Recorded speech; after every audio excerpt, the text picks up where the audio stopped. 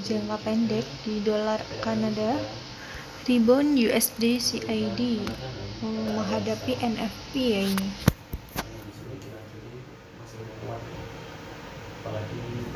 Kini dolar Kanada telah bertahan terhadap dolar Amerika Serikat sejak bulan awal. Dengan USD CAD ini rebound lebih dari 0,10% dari support tren turun. Kemudian fokus bergeser ke pemulihan ini menuju ke data ketenaga kerjaan utama pada besok bagi Amerika Serikat dan Kanada, dengan rentang pembukaan mingguan ini yang terdefinisi dengan baik sekarang dalam pandangan menjelang rilis.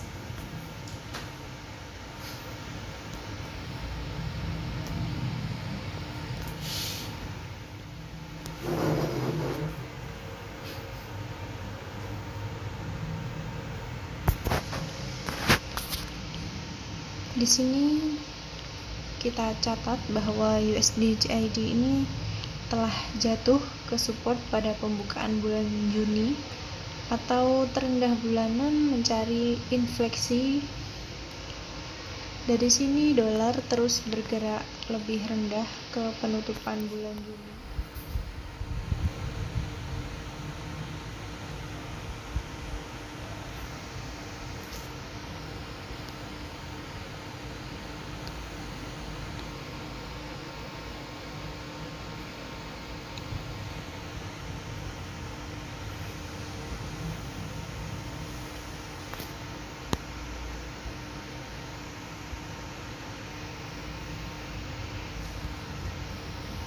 Sebelum rebound dari penutupan pembalikan minggu rendah pada bulan Juni, paralel 25% di range 1,27. Fokusnya adalah pada pemulihan awal bulan ini menuju resiko peristiwa besar dengan non-farm payrolls Amerika Serikat dan pekerja Kanada yang siap.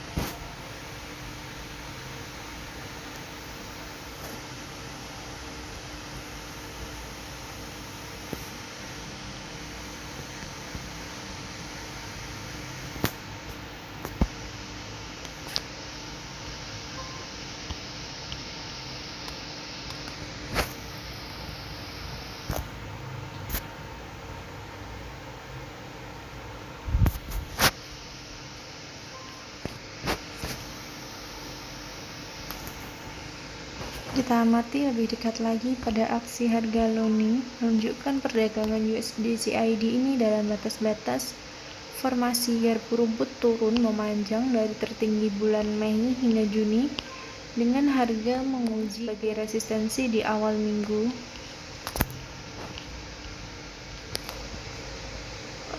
Pelanggaran topside akan mengancam pemulihan yang lebih besar menuju resistensi awal pada penutupan hari tertinggi di tahun 2020 hingga 2021 berada di 1,29/52.